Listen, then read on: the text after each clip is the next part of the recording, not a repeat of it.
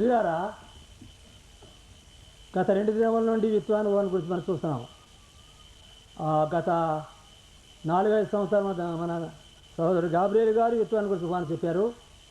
ఎందుకో ఈ సంవత్సరము నేను చెప్పాలని ఆశించాను. అందువలన గత 2 దినములు కూడా మొదటి 2 దినాల గురించి క్లుప్తంగా చూసాం.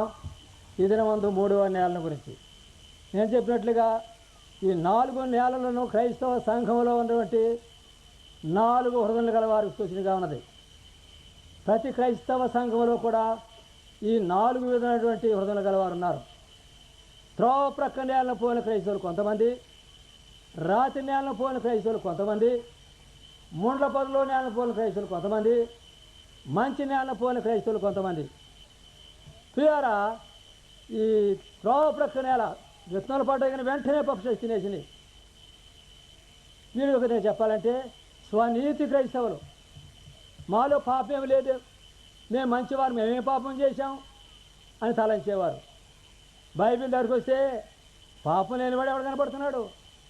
ఆ పాపం జాబితా విప్పితే ప్రియరా అందరం కూడా పాపాత్మే. దాని కొంతమంది తలంచేది.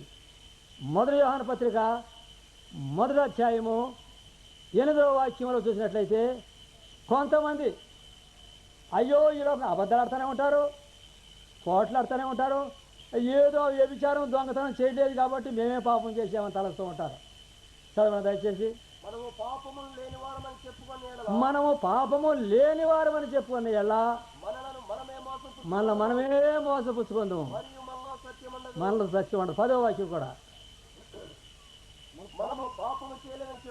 మనం పాపము చేయలేదని చెప్పుకునే ఎలా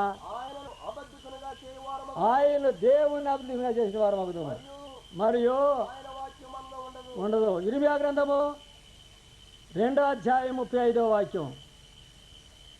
ఇర్మియా గ్రంథం 2వ అధ్యాయం 35వ వాక్యం. అయినను నేను నిర్దోషిని, నిశ్చయముగా నాలో పాపమే లేదు, నిర్దోషిని అని నువ్వు అనుకుంటావు అంటున్నాడు. ఇదిగో నేను ఏమీ పాపం చేయలేదు, అసలు పాపం చేయాలని చెప్పని నీవు చెప్పిన దాన్ని బట్టి ఓ క్రైస్తవుడా నీకు నాకు విరోధం అని దేవుడు మాట్లాడుతున్నాడు. నువ్వు పాపం చేయాలని చెప్పుకున్నావు కాబట్టి ఆ మాటను బట్టి నీకు నాకు విరోధం వచ్చింది అంటాడు దేవుడు. కాబట్టి ఈ త్రోవ ప్రక్రియలను పోయిన వారు స్వనీతి క్రైస్తవులు. సరే, వారి పేర్లు ఎక్కడుందో మనం చూసాం. ఇసుక మీద వారి పేరు రాయబడింది. రాత్రి పోయినట్టు వారు ప్రియ వేషధారణ క్రైస్తవ జీవితం. హృదయంలో పాపాలు ఉంచుకొని ఏదో పెదవులతో నోటితో ప్రార్థన చేయడం, ఆ విధంగా మనుషులు నేర్పినటువంటి ఈ మాటల చొప్పున జీవించడం, ఏదో ఆచారకాండం. ఈ ప్రజలు నోటి మాట ఎదుగు వస్తున్నారు, తమ హృదయాలు నాకు దూరం చేసుకున్నారు.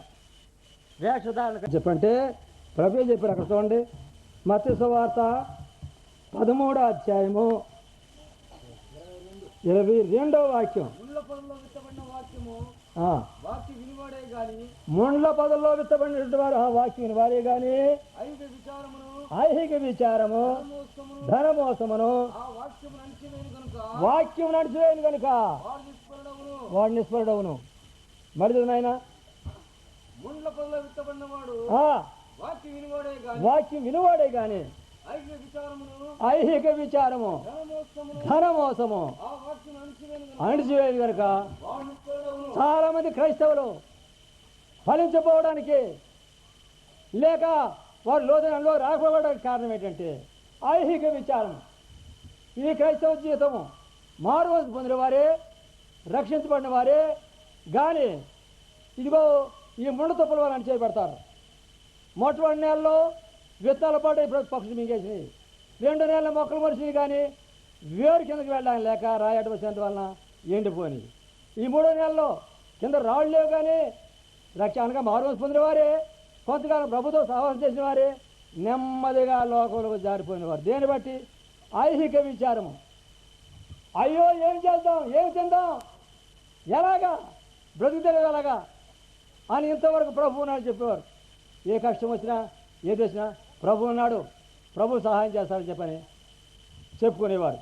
అయితే వాక్యము చదువుట్లోను ప్రార్థన చేయట్లోను దేవునితో సహవాసం చేయట్లోను తగ్గిపోయినందువలన ప్రియులారా ఆత్మలో బలహీనం అయిపోయింది.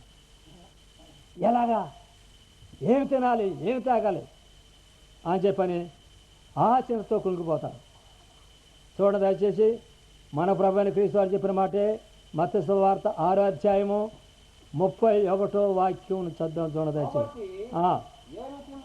ప్రభువారు అన్నారు, ఏమి తిందుమో, ఏమి త్రాగుదమో, ఏమి ధరించుకుందామో, ఏమి తినాలి, ఏమి త్రాగాలి, ఏమి ధరించుకోవాలి అని చింతపడొద్దు అంటున్నాడు ప్రభు. చింతపడొద్దు, చింతింపకూడదు. ప్రియారా ఆగండి.